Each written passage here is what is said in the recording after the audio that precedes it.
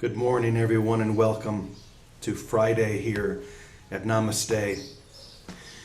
We are practicing the presence, feeling that holy divine presence that radiates through and as us every moment. There's really nothing else to do. We talk so much about the experience, and we talk about it as if it's this elusive thing that's out there someday. Maybe one day I'll be able to be in this experience. But it's not quite that complicated. In fact, it's very simple. It's just practicing the presence.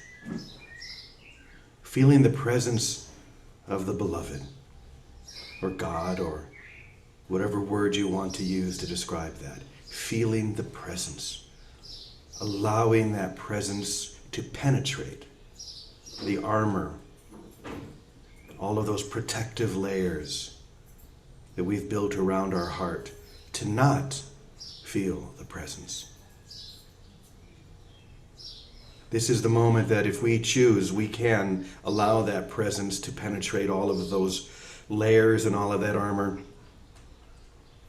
and make its way to the deepest part of who I am, the truth of who I am and have always been. So take a deep breath with me. Let's see if we can touch that sacred presence together.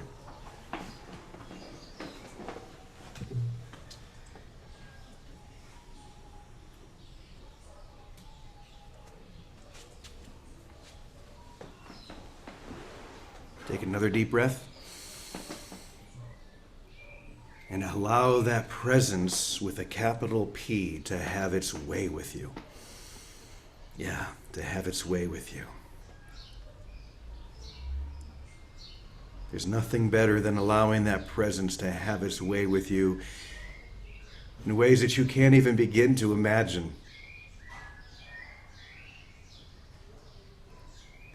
It desires only you, only that I am presence within you, which is what it is and has always been. And when we allow that presence to be known within, then what has always been true is simply that, true. Once again, it doesn't need to be complicated. Just allow. Just allow. So take one more deep breath and allow that sacred presence to enter.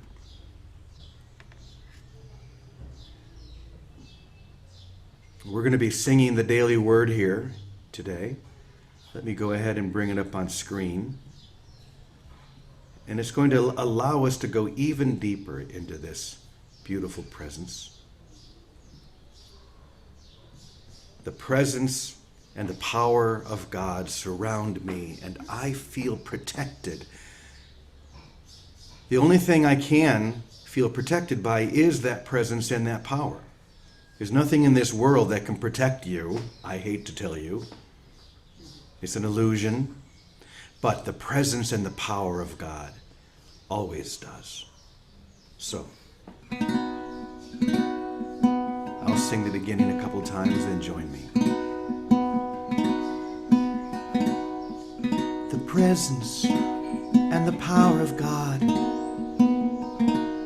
surround me, and I feel protected. The presence and the power of God surround me, and I feel protected. Join me in that. The presence and the power of God surround me, and I feel protected. Feel that now. The presence and the power of God surround me, and I feel protected. I want this line going through your head all day today. I want this to be the fallback. Whenever you feel any vulnerability at all, let this line come to you. The presence and the power of God surround me, and I feel protected. The presence and the power of God surround me, and I feel protected. Feel that protection. The presence and the power of God surround me, and I feel protected. Perfect protection. The presence and the power of God surround me, and I feel protected.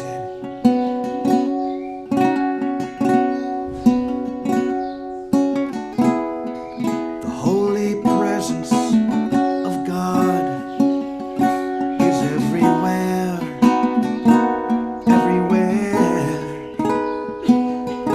And I know I am protected where you lead.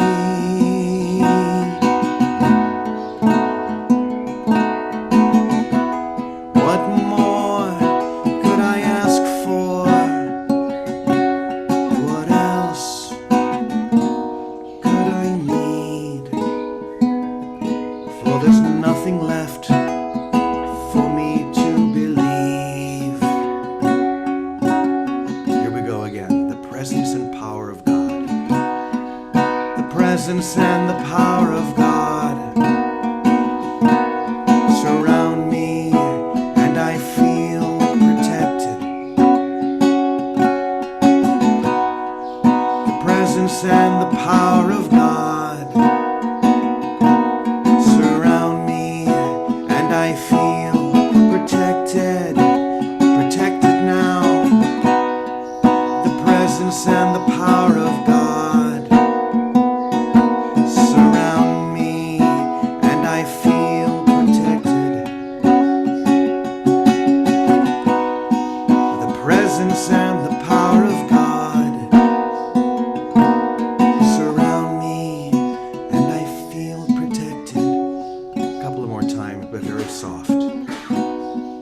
The presence and the power of God surround me, and I feel protected. Once more. The presence and the power of God surround me, and I feel protected. Surround me, and I feel protected. Surround me, and I feel protected by the presence and the power of God.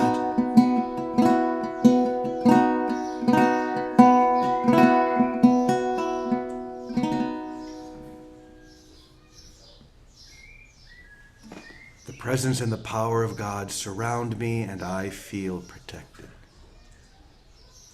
Every person on earth is an individual here to make a unique contribution to the world. Okay? We'll go with that for now. At the same time, each person is a member of the human family and a child of God. I remember this at times I feel vulnerable and alone. There's nowhere I can be that is outside of God. We could read that 1,000 times. There is nowhere I can be, or maybe it would be better to say, there's nowhere I am that is outside of God. There is nowhere I am that is outside of God. Ooh, just feel that one. That's a powerful statement. Because it's not talking about your identity. It's not talking about who you think you are. Because from the perspective of your identity, everywhere you think you are, God is not. And that's the falsehood. That's the illusion. But this statement, there's nowhere I am that is outside of all that is. To be outside of all that is impossible. That's the best news there is. You know, the greatest news you could possibly ever accept is that you failed miserably. You're a miserable failure at trying to make separation real. Thank God I failed at that. And I tried really, really hard to make that true. And when I finally realized, nope, didn't do it, not possible, can't happen. Okay, I'm a failure, and I love it. It's the greatest thing that ever happened to me. I failed at the one thing I ever really tried, to put God out there. But once again, there is nowhere I am that is outside of God or outside all that is. And folded within this oneness, I feel safe and protected, no matter what comes my way. Seeing myself and all other people as divine beings helps me take comfort from the presence of others. I am free to ask for help and support, knowing the unconditional love of God is expressed through the care and support of my fellow human beings. My protection comes from my awareness of my oneness with God. Ooh, that's another good one. My protection, the only true protection I could ever experience, comes only from my awareness of my oneness with God.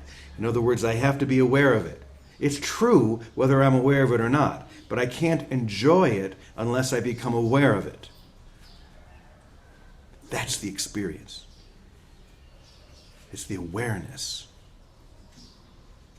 And that's not just an intellectual, oh, I'm aware of that, I know that in my mind. That does really no good.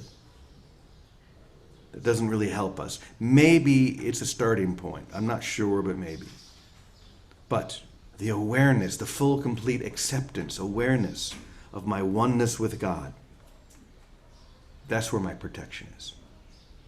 So, from Joshua, I hereby command you, be strong and courageous.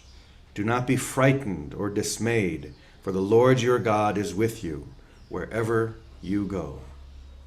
So let's sing that one line again a few times.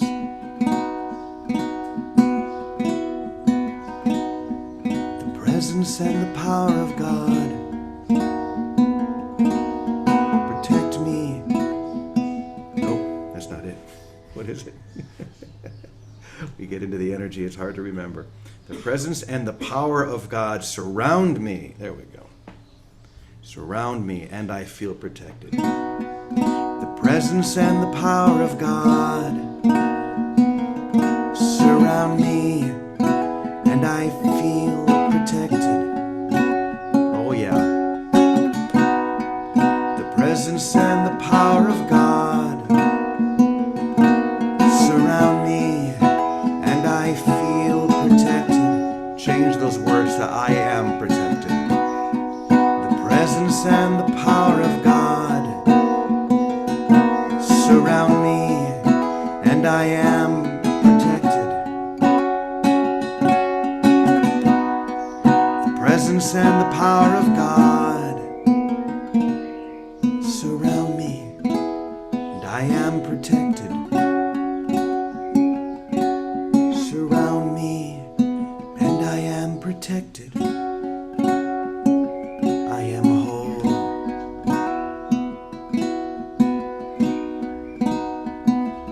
I am whole.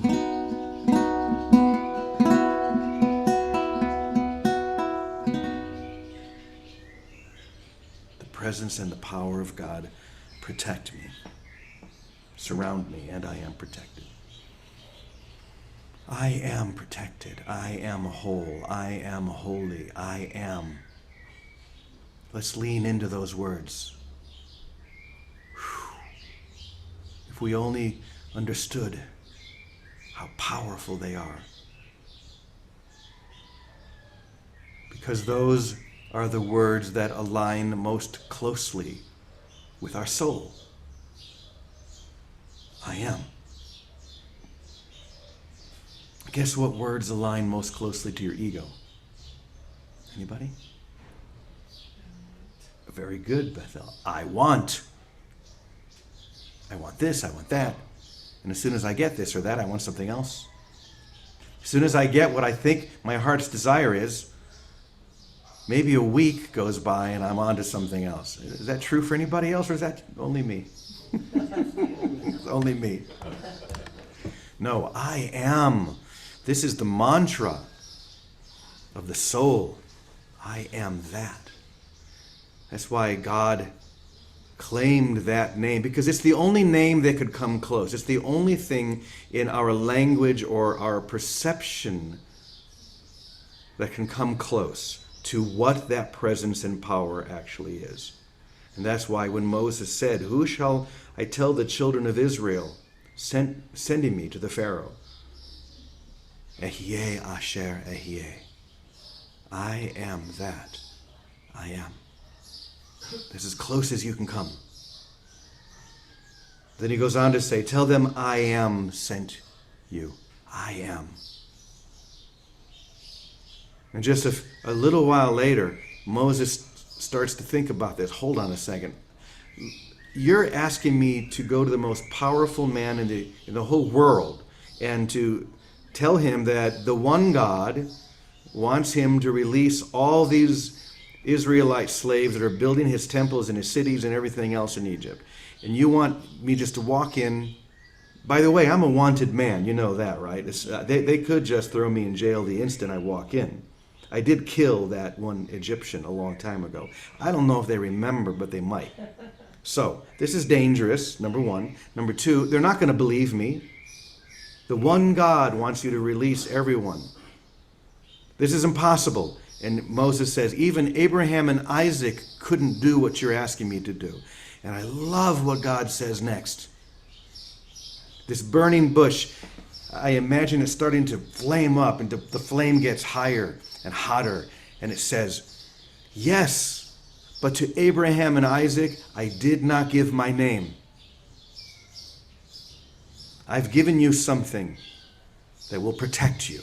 I've given you a powerful expression of who I am and who you are. And when you claim that I am presence within you, nothing can stop you. Nothing. Not the most powerful man in the world, not the most powerful army in the world. Just you watch. You just do what I'm asking you to do. And I know you stutter. I know you. Okay, so bring Joshua with you. Was it Joshua? I think so. Aaron. Bring Aaron with you. Thank you. He'll do all the talking because you stutter. See, Moses couldn't even hardly talk. That's who God chooses. God chooses the ones that, don't have it all together yet. But he'll give you what you need. Bring Aaron with you. He can do all the talking. You just hold the presence. That's all you need to do. And the presence will do everything. Hold that I am frequency, because it is a frequency. It is a vibration. And if you hold that and extend that and allow that to go before you, the Pharaoh won't know what to do. He won't know what to do. And he'll try all sorts of things and they'll all fail because the presence of God goes before you. That's our protection. Our protection cannot and never will come from something of the world, whatever that is. Life insurance, it's really just death insurance. It's just assuring that you're going to die so that when you do die, well, whatever, I don't need to, that's a whole nother topic. Or whatever it is you think is going to protect you, none of it will, but the power and the presence of God always does. The presence of that I am frequency within you does. And it doesn't even really matter what happens to the body or anything else. That's a byproduct. That will be fine. What we're talking about is so much deeper, so much more essential. That I am presence. That's where our protection is. So, Vicky, are you out there in cyberspace somewhere? I didn't get a chance to look before. Good morning, Brother James Francis. Good morning. Good to You're see right here. Take it from there, dear. All right. Well, I love that, and I love the story of Moses and bringing Aaron. I didn't realize that, and I particularly love the quote at the end of the reading today of Joshua, because that's the quote that I don't know. That's the quote that supports me. That take a stand. Do not fall into the fear of misbelief. Do not believe in the forms that surround you. There is only one presence, and that's the presence of God. And when we bring it down to a common denominator, it's the presence of love. That's the best word I know to express that experience. But until we experience it, we're facing our desires and misbeliefs about being separate. It's that simple. There are no other problems. That's why everything always boils down to each one of us taking responsibility for looking whatever we think challenges us, the world conditions, personal conditions. And today is going to be very practical because Teddy and I are facing a very practical, what looks like obstacle. And the first thing we recognize is there is no spot, God is not. And the answer, no matter the problem, is the presence of God, the presence of love. But it isn't an intellectual answer. And thank you, because that's what we do every day here. It has to be integrated as our own personal experience, that whatever faces us is a misbelief of who we are as separate from God. And when we take a stand, like Joshua said at the end of that passage, do not be afraid. Face whatever it is and realize it's nothingness. What you were talking about Joel during the week. It is nothing. It has no power except the power we give it. There's a line in the Course that says, the war against yourself is almost over. And for many of us, and collectively, I believe that's where we've landed. That in time, the war against ourselves, at feeling guilty and hating ourselves for thinking we got away with separation, is almost over. And every situation that each of us finds ourselves in is the perfect setup for us to reestablish our holiness and the presence of God as our only identity. And we can only do it when we take a stand and we stop engaging the problem and engage only with the Spirit. Engage and sit. Like yesterday, people were talking about what are the ways that we come into that presence: by gratitude, by silence, by taking a stand against all false appearances. And Teddy and I have an opportunity to do that this very moment. He'll tell you more. And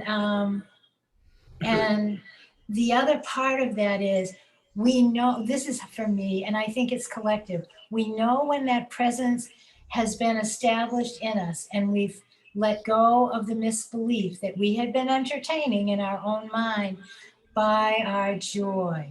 Ye shall know them by their love and their joy. And when we are back home in the presence of that one Spirit we share, there's a natural buoyancy of joy. And that emanation, that extension, is the healing of the collective as well as our own individual resurrection right here where we are. So thank you for all this today.